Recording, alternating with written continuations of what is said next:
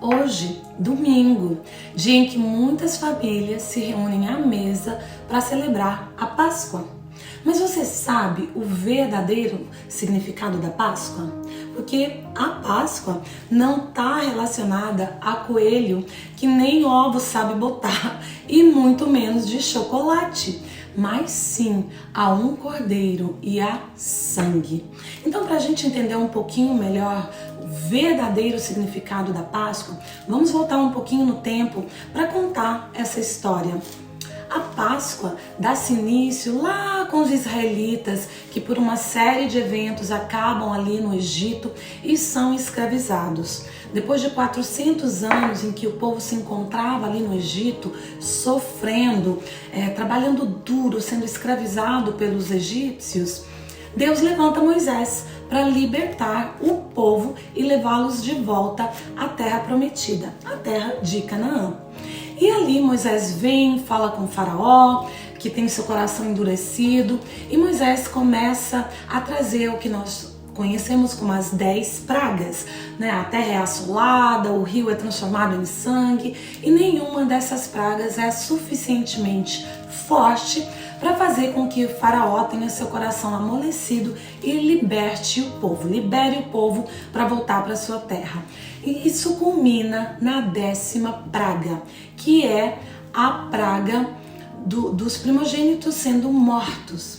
Mas antes da morte chegar para todos os primogênitos, Deus manda Moisés dizer ao povo: vocês vão matar um cordeiro, primeiro vocês vão escolher um cordeiro pequeno, sem mancha, sem mácula, sem nenhum ossinho quebrado, um cordeiro perfeito, e vão sacrificá-lo. Vão pegar esse sangue, vão aspergir o sangue na porta, no umbral batente das casas, e vocês vão comer esse cordeiro assado, vão comer os pães asmos, que é um pão sem fermento, e comer ervas amargas. Já estejam ali com seus sapatinhos nos pés, preparados para saírem correndo. Por isso o motivo do pão sem fermento, não ia dar tempo de fazer essa massa. E comer as ervas amargas para que vocês lembrem do sofrimento que foram esses anos de escravidão no Egito.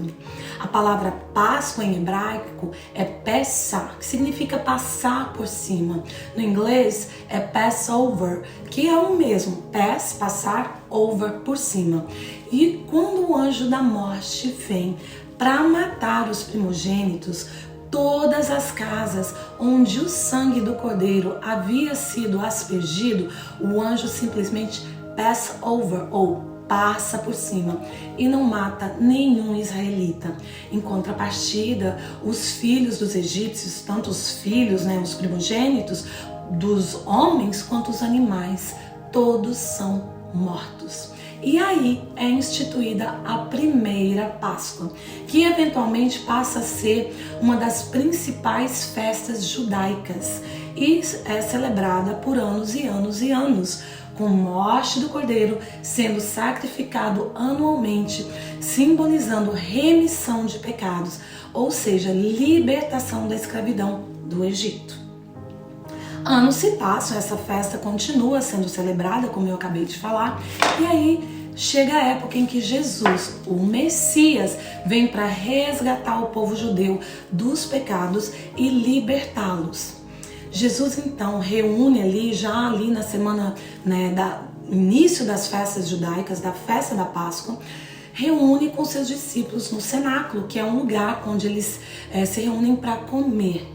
E durante a semana, porque a Páscoa no calendário judaico ela não cai no domingo, como aqui para nós celebramos no domingo, porque a Páscoa ela é de acordo com o calendário lunar, então cada ano se dá em um dia diferente. Naquele ano em que Jesus é morto, a Páscoa ela cai numa sexta-feira, de sexta para sábado, e a ceia da Páscoa é celebrada na quinta-feira. Jesus diz aos seus discípulos para irem preparar tudo, e eles se reúnem com seus discípulos. Eles tomam vinho, eles comem pão, mas eles não comem o cordeiro pascal, porque Jesus é o próprio cordeiro. João, quando ele se refere, João Batista, quando se refere a Jesus, ele diz: eis o Cordeiro de Deus que tira o pecado do mundo. Então não havia mais necessidade de se sacrificar um cordeiro, porque no dia seguinte, na sexta-feira, o verdadeiro cordeiro, o Cordeiro de Deus, que tira o pecado do mundo, seria sacrificado para tirar o meu pecado e o seu pecado. Mas no domingo, esse cordeiro que é sacrificado, que sofre uma morte horrível, é humilhado, é cuspido, escarrado, apanha, é coroado com uma coroa de espinhos.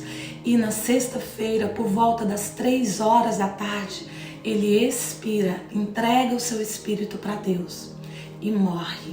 Ele é sepultado, guardado por uma pedra bem grande, mas ao terceiro dia, no domingo, ele ressuscita. E com ele ressuscitamos todos aqueles que creem nele, que passam a ter acesso à vida eterna através do sacrifício do verdadeiro Cordeiro. E a Bíblia ainda nos conta que nenhum dos seus ossos foi quebrado, dando referência ao Cordeiro que tinha que ser perfeito, sem mancha, sem mácula, nenhum ossinho quebrado. O Cordeiro perfeito morre por mim e por você, mas ao terceiro dia ele ressuscitou para que nós tivéssemos vida. Então, para nós cristãos, a verdadeira Páscoa é a ressurreição desse Cordeiro. Eu tô até com a minha camisetinha que está escrito aqui em inglês: He is risen. Em tradução literária seria ele se levantou, mas nós dizemos ele ressuscitou. E é o que aconteceu 2000 anos atrás, quando o verdadeiro Cordeiro morre e ressuscita ao terceiro dia. Quando Jesus celebra a Páscoa com seus discípulos, ele parte o pão, ele ceia com os discípulos, então ele inicia uma nova era. Nós cristãos temos hoje a ceia do Senhor, que é o partir do pão, que é o tomar o vinho, celebrar esse Cristo que 3 dias depois vai morrer, né, na sexta-feira, mas 3 dias depois, no domingo, ressuscita. Então, para nós, o verdadeiro significado, para nós cristãos, o verdadeiro significado é a ressurreição de Cristo. Então hoje, mais do que desejar uma feliz Páscoa para você, eu quero te desejar feliz dia da ressurreição, porque Ele vive, eu e você podemos ter acesso à ressurreição e ressuscitarmos com Ele. Então, feliz Páscoa para você, mas feliz dia da ressurreição. O sacrifício dele não foi em vão, a sua morte não foi em vão. O Cordeiro que tira o pecado do mundo ressuscitou e com ele ressuscitamos nós. Então, feliz dia da ressurreição.